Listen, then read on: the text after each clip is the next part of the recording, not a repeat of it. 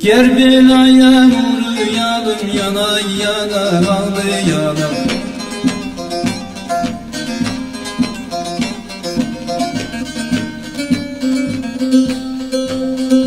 Şehitlere yüz sürelim, ah Hüseyin, ah Hüseyin.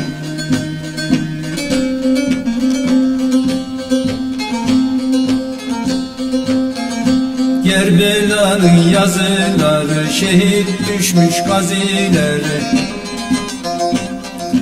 Fatima'nın kuzuları, ah Hüseyin, ah Hüseyin.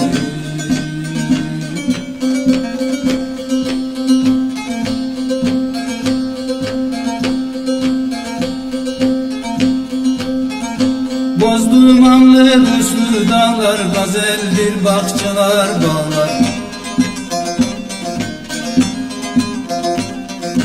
Şah Hatay'ın durmaz ağlar, ah Hüseyin, ah Hüseyin.